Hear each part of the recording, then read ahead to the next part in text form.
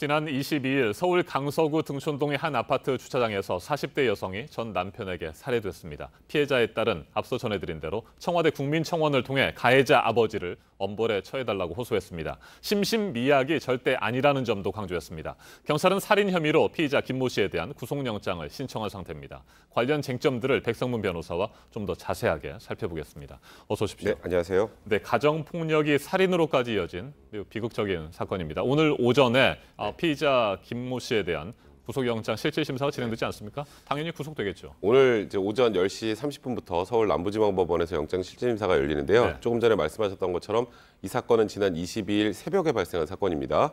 새벽 4시 45분쯤에 사실 거기서 미리 계획을 하고 동선을 확보한 뒤에 기다리고 전 아내를 살해했고요. 그리고 본인은 이제 또 수면제에 취해서 길거리에 쓰러졌다가 이제 보람병원으로 실려갔던 네. 거기서 이제 체포가 됐던 사건인데요. 이제 범죄 자체가 워낙 잔인하고 또 이 피해 결과 자체가 워낙 중대하고요. 거기다가 피해 발생 그 결과가 중대하면 대부분 도주 우려가 같이 인정이 됩니다. 왜냐하면 중한 처벌이 예상되기 때문에. 그래서 오늘 영장 실질심사는 사실상 형식적인 것에 불과할 뿐이고 영장은 거의 100% 발부가 될 겁니다. 네, 일부에서는 이번에도 피의자 김 씨의 신상 정보와 얼굴을 공개해야 한다 이런 목소리가 높습니다. 앞서 피의자 김성수, 강서구 PC방 살인 사건의 피의자죠. 신상 정보와 얼굴이 공개됐는데 그 사건과 비교하면 어떻습니까? 그러니까 사실 이 피의자의 신상 공개 부분이 국민들 입장에 생각하면 기준이 뭔가라는 네. 생각이 좀 드실 것 같아요. 저번에 말씀하셨던 것처럼 그 PC방 살인 사건 김성수는 굉장히 여론이 들끓으면서 굉장히 이른 시간 안에 피의자 신상 공개 심의위원회가 열리고 그리고 얼굴이 이제 공개가 됐는데요. 이번 사건 같은 경우는 아직 심의위원회조차 열리지 않았습니다. 네. 그러니까 이게 그러다 보니까 특정강력범죄 처벌하는 특례법 8조 2에 보면 이제 굉장히 중대한 특정 강력범죄, 그러니까 이제 살인이나 강도나 강간이나 이런 특정 강력범죄에 해당하고 누가 범했는지 명백한 경우, 이번 사건도 마찬가지입니다. 명백한 상황이니까요. 명백하고 그다음에 국민의 알 권리, 공공의 이익을 위해서 필요한 경우에 이제 신상공개위원회 심의를 거쳐서 이제 얼굴을 공개하는데 그 공공의 이익이 도대체 뭔지, 네. 그에 대해서 기준이 좀 애매하다는 얘기가 있어요. 그래서 공공의 이익이 좀 우스운 말로 이런 얘기도 합니다. 여론이 들끓으면. 그러니까 그래서 저는 사실 그 PC방 살인 사건과 이번 사건 피해 정도는 거의 동일합니다. 그죠? 동일한데 왜 이번 건 열리지 않을까요? 이건 신상 공개하라는 목소리가 그렇게 많이 나오지 않아서 그런 거라는 생각도 들 수밖에 없는 상황이에요. 그래서 저도 이 부분과 관련해서는 좀 명확한 기준을 마련했으면 좋겠어요. 여론에서 조명을 받는 사건들은 신상을 공개하고 여론에서 그렇게 크게 주목하지 않는 그런 사건들은 신상을 공개하지 않고 동일한 피해가 나왔는데 왜 이쪽은 공개하고 이쪽은 공개하지 않는가 국민들이 의구심을 가질 수밖에 없기 때문에 이에 대한 명확한 기준 마련이 좀 필요하다는 생각이 듭니다. 예, 딸들이 아버지에 대해서 엄벌을 네. 처해달라고 그렇게 국민청원을 하긴 했습니다만 네. 만약에 그 아버지의 신상이 공개된다고 한다면 딸들의 신상도 공개가 될 거고 또 다른 피해가 발생할 수도 있지 않겠습니까? 이제 그런 부분들은 고려가 돼야 될 부분이죠. 예를 들어서 신상공개심의위원회가 열려서 그런 이유로 공개하지 않는다라고 얘기를 하면 그럼 괜찮은데 지금 아직 열리지도 않은 상황이지 않습니까? 지금 말씀하셨던 것처럼 이 공개를 할 때 기준이 죄질이 안 좋은 것만 가지고 판단하는 게 아니라 이 사람을 공개하면 피해자 신원이 공개되는 경우도 있어요. 그러니까요. 또 이 사람의 신원이 공개되면 이 사람의 가족의 신원이 같이 공개되는 경우도 있습니다. 물론 대외적으로 공표가 되지 않지만 저 사람이면 딸이 누군데? 라고 아는 사람들이 생기잖아요.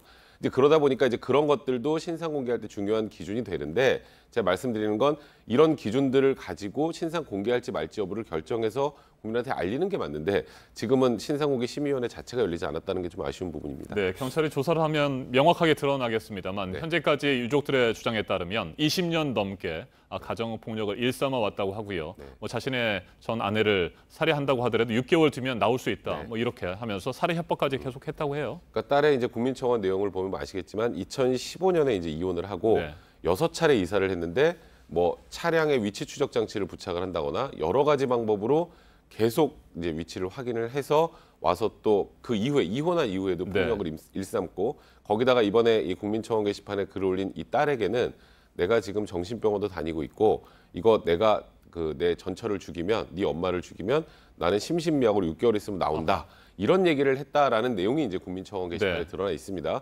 그래서 이건 절대 심신미약이 아닙니다라는 내용이 이제 국민청원 게시판에 있는데 이번 사건은 사실상 심신미약으로 인정받기에 불가능한 사건입니다. 왜냐하면 예를 들어서 뭐 극단적으로 이 피의자 김 씨 같은 경우에 정신과 치료를 받은 전력이 있다고 하더라도 통상적으로 심신미약이 인정되는 경우는 계획범죄가 아닌 우발적인 범죄가 대부분입니다. 네. 그러니까 심신미약이라는 게 사물을 변별하고 의사를 결정하는 능력이 미약하다는 거예요. 그런 사람이 계획을 세울 수 있을까요? 이번 사건에 주목해야 될 점은 이번 사건이 발생한 게 새벽 4시 45분이라는 점입니다. 왜냐하면 이 피해자가 그 시간에 운동한다는 거, 그거는 정말 이 동선을 다 확인하지 않으면 알 수가 없어요. 4시 45분에 일어나시는 경우도 별로 없잖아요, 보통.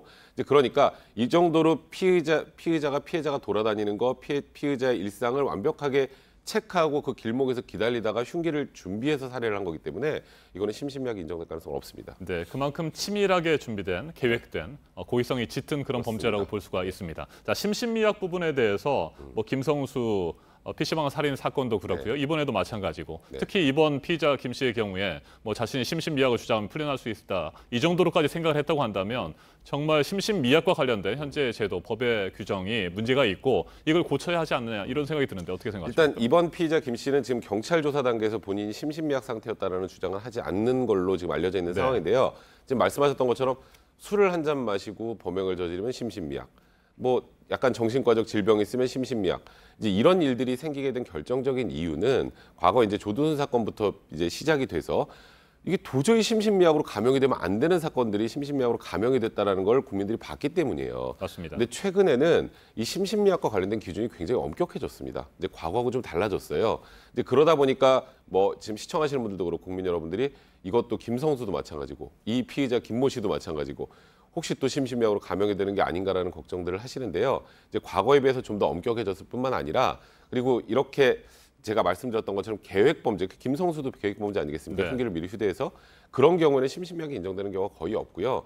그리고 사실 이게 형법 자체에서 이제 누군가가 범행을 저질렀을 때 이 사람한테 얼마만큼의 책임을 지울 수 있는가 관련해서 내가 예를 들어서 이걸 훔쳤는데 이게 뭔지도 모르는 사람한테 처벌을 한다는 건 사실 좀 맞지 않거든요. 그러니까 심신상실과 심신미약 제도 자체가 없어지면 안 됩니다. 근데 제도는 있어야 하는데 국민들이 봤을 때 이상한데 라는 부분들을 많이 없애야 되는 거예요. 그래서 그 심신미약에 관련된 판단의 엄격성이 좀 더 필요하지 않을까 생각됩니다. 알겠습니다. 백성문 변호사님 말씀 잘 들었습니다.